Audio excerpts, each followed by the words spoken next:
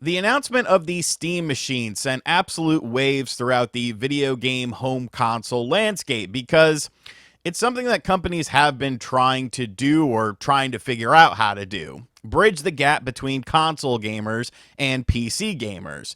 These are two very distinct player bases. Console gamers like the simplicity, having a box under their television, not having to work on different settings and stuff like that, inserting the game and it plays.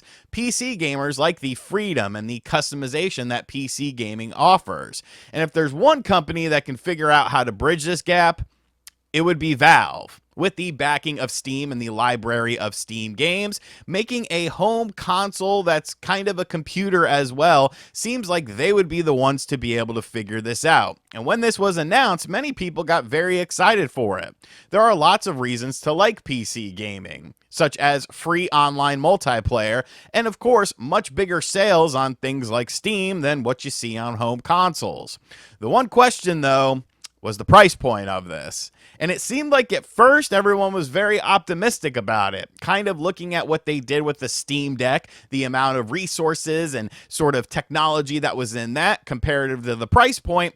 It seemed like the Steam machine was going to be able to compete with these home consoles right out of the gate in terms of price point.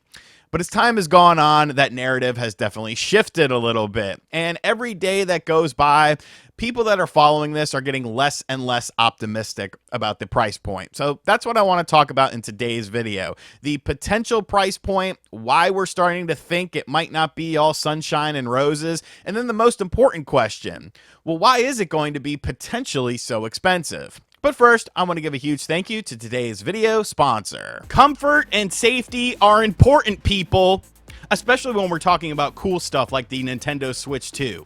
Satisfy is kicking off Black Friday with the Zen Grip 2 in stock and shipping now. The Zen Grip 2 gives you the best way to play your Nintendo Switch 2 in handheld mode with an asymmetric design that feels absolutely amazing in your hands. When playing in handheld mode, the added grips on the Zen Grip 2 feel absolutely fantastic and give you a better level of control than when normally holding your Nintendo Switch 2.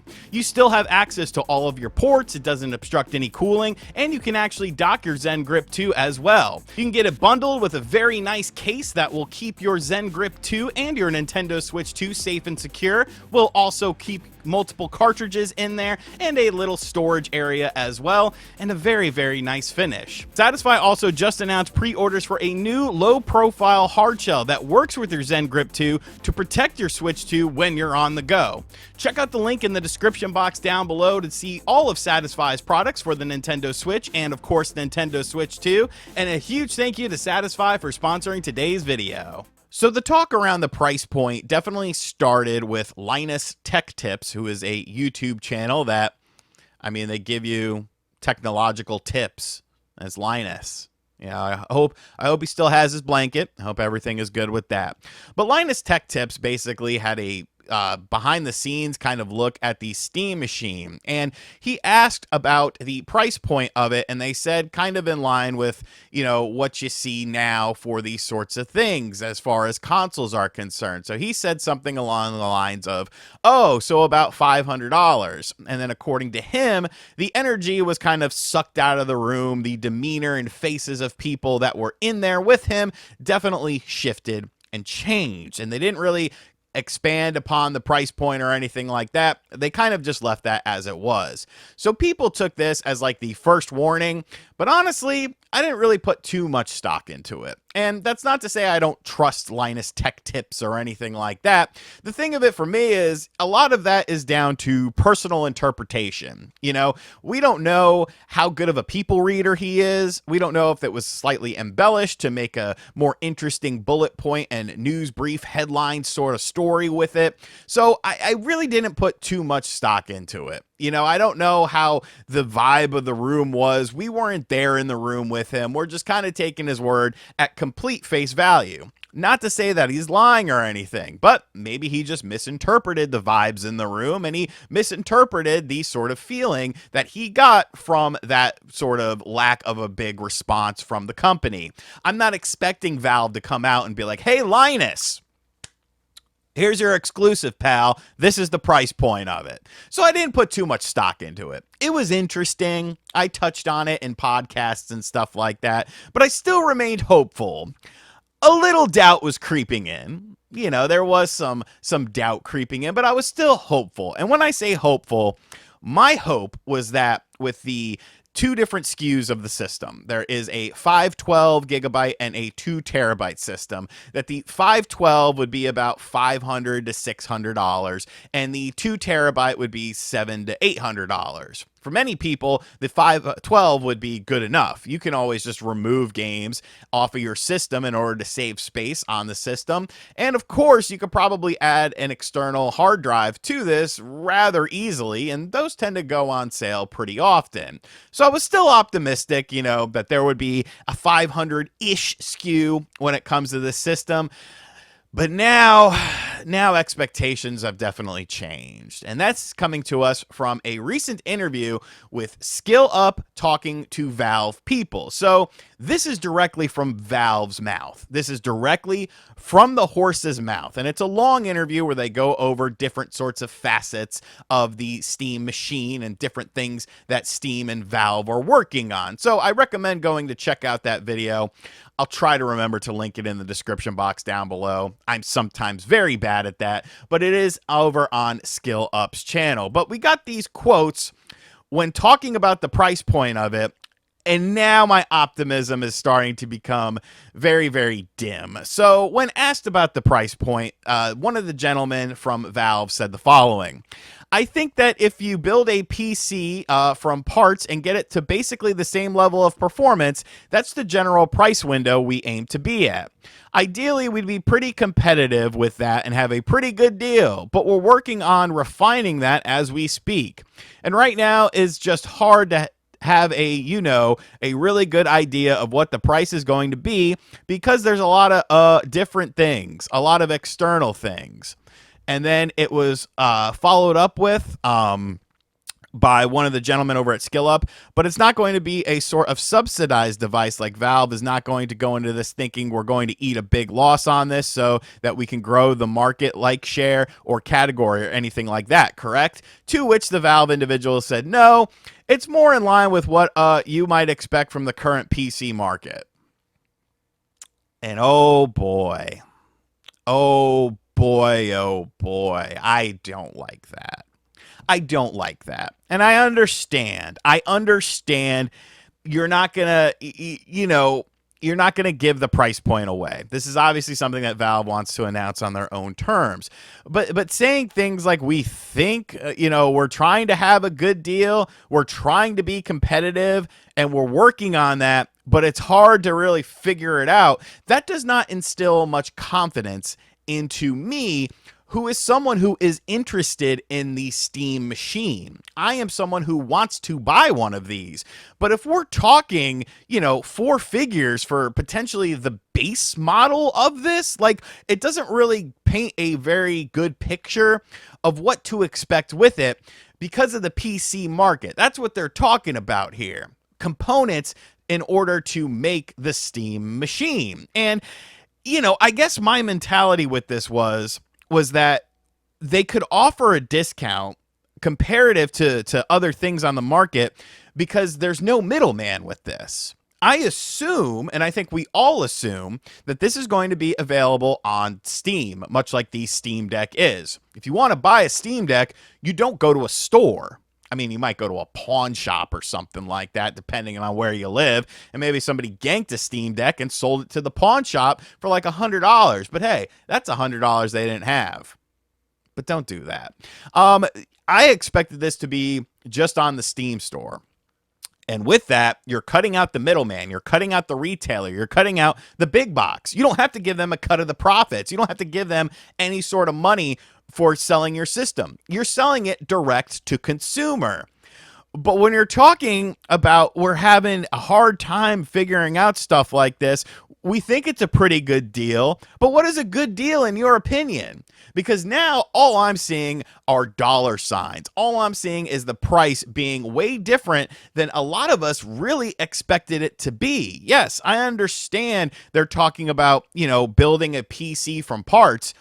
and expect that sort of price point. But there are ways around that when you're building a PC, and many people just go with a pre-built PC because they're not using it necessarily for hardcore gaming. Now, there still is benefits to the Steam machine, such as the free online multiplayer, and of course, the games that constantly go on sale on the system on Steam, that is.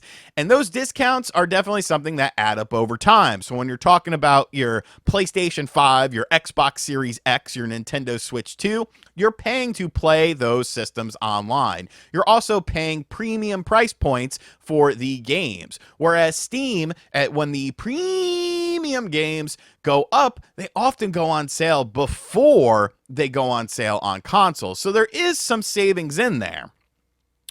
But then we come to the big question. Well, why the secrecy? What's going on with this? And then here is where we go off the rails in this video, folks. Strap in and strap on, because I'm probably about to get very, very unhinged. But what are we talking about with the PC market, the external things that are happening?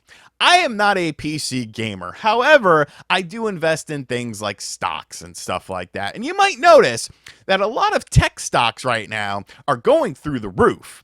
And a lot of PC components and PC parts are extremely expensive right now, even more so than they were during the big crypto boom. You might remember a couple of years ago, there was a large crypto boom in which people were mining cryptocurrency and needing these high-end graphics and PC cards and stuff like that. So these things were selling out, and they were selling on the secondary market for much, much higher. And then companies started realizing, well, hey, we can charge higher because there's such a demand for this, and people were willing to pay for it. Now, of course, the crypto boom kind of came and went. Yes, the bubble did indeed burst. There are still many cryptocurrencies that were established before the crypto boom, but of course you had all these rug pulls come along, all these meme coins and stuff like that were fly-by-night things. Many rug pulls were done. I should have done an RGT coin. I could have made tons of money, but I still have a little conscience, and dude, I've been trying for 40 years to kill this conscience, but he's still there. And he just won't go away. It's very annoying. But this is even bigger than the crypto boom that happened. And it is, of course, the AI boom. They are building huge data centers in rural America to pull out and have all this AI crap come out, to pump out all of these things. And it's not just one individual. There are multiple companies that are banking on the AI revolution and how it's going to change everything and how we do things in life. Do I think there are benefits to AI? Sure, I do. But I think the negatives far outweigh the positives, because what's going to end up happening is, how do you think these AI algorithms and stuff run? What do they run on? Computer parts.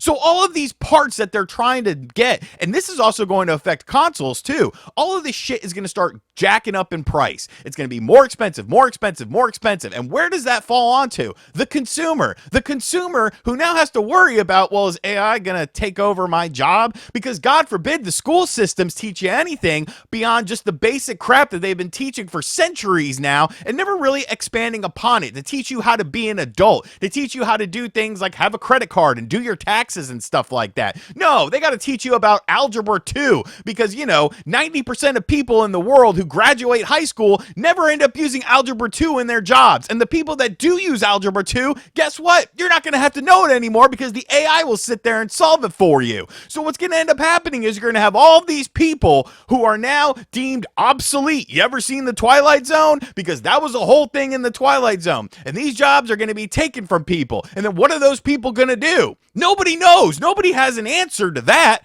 But hey, the AI revolution, it's great. The politicians will protect you. The Republicans and the Democrats, yeah, they really care about people. No, they care about themselves at the end of the day. That's why they sit back in the back rooms and hang out and laugh about what sort of things that they can push onto the people, so that people are so confused they don't know what to be angry about anymore. So they can do what they need to do as the higher ups that run the world actually run the world and tell you how to feel and tell you how to think. But people are just too narrow-minded, and they have to have some allegiance to some political party that's not going to do a thing about it.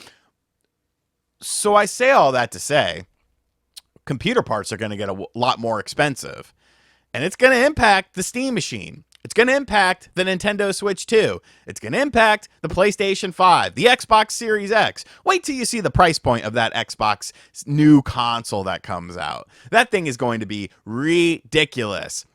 And there's nothing we can do about it. Just sit there and bend over and take it. But at some point in time, you can only push people so far. I don't think the Steam machine will be egregiously priced. I think it'll still sell decently because at the end of the day, Valve doesn't need this to be super successful for them because they still have Steam and people are still going to buy games. So, you know, I'm still interested in the device, especially if there's some bundles or something. There's rumored that Half-Life 3 might be involved in it as well. It just seems like it's going to cost more money. But this is a trend that's going to start and continue for a very long time with all video games. So strap in and strap on, folks, because the high price point of the Steam machine, whenever that price point is announced, is just the beginning. And you could thank your AI overlords for that. Let me know how you feel about this in the comments section down below. And as always, guys, thank you for checking out this video. If you are new to the channel, be sure to hit that subscribe button, like, comment, and share. Hit the bell as well. I'm sure the comments section of this video will be a doozy. And as always, I'll catch you guys on the next video. Later.